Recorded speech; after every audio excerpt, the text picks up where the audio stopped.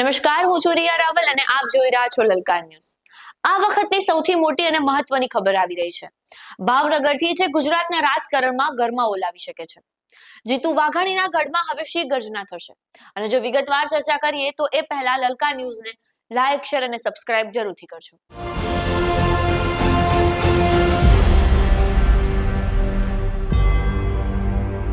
ભાવનગરની ધરતી પર આજે રાજકીય ગરમાવો ચરમસીમાએ છે। પૂર્વ મંત્રી જીતુ વાઘાણીના ગઢમાં કોળી સમાજ દ્વારા ન્યાય સભાનું આયોજન કરવામાં આવ્યું છે। આ સભા માત્ર સભા નથી પણ એક મોટું શક્તિ પ્રદર્શન બનાવી રહ્યું છે। ગુજરાતની ખૂણે ખૂણેથી કોળી સમાજના સંગઠનો અને સંસ્થાઓ આમાં જોડાઈ રહ્યા છે। આ સભામાં નવનીત બાલદિયાનું ભવ્ય સન્માન કરવામાં આવશે અને સૂત્રો મુજબ જીતુ વાઘાણી સામે સમાજમાં ભારે રોષ છે। કોળી સમાજના જ આગેવાનો ખુલ્લે આમ આક્ષેપ કરી રહ્યા છે કે જીતુભાઈ સમાજમાં ફાંટા પડાવે છે।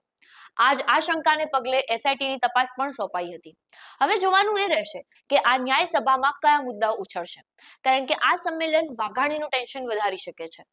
આ એ મેદાન છે જ્યાં આજે ગુજરાતનો સૌથી મોટો સમુદાય એટલે કે કોળી સમાજ પોતાની તાકાત બતાવવા જઈ રહ્યો છે। આ કાર્યક્રમનું નામ અપાયું છે ન્યાય સભા। આ સભા કેમ મહત્વની છે?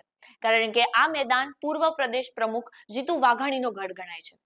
અહીં માત્ર ભાવનગર જ નહીં પણ આખું ગુજરાત ઉમટી પડ્યું છે। નવનીત બાલદિયાનું અહીં સન્માન થવાનું છે। આજે અક્ષર પાર્ક ખાતે તડામાર તૈયારી ચાલુ થઈ ગઈ છે।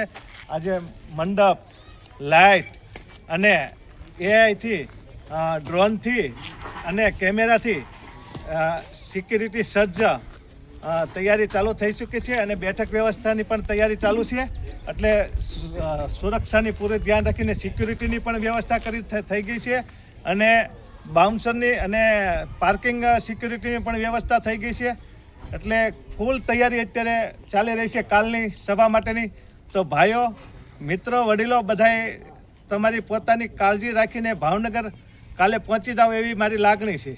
અને આ સન્માનની સાથે જ રાજકીય રણશીંગુ ફૂંકાશે તે નક્કી છે। અત્યારે આખા ગુજરાતની નજર આ ન્યાય સભા પર રહેવાની છે। શું આ સભા જીતુ વાઘાણીની રાજકીય મુશ્કેલીઓ વધારી શકે છે? શું કરશે કોળી સમાજ? એ તો હવે આગામી સમય જ ખબર પડશે। પણ તમારું શું માનવું છે આ વિશે? કોમેન્ટ બોક્સમાં જરૂરથી જણાવજો।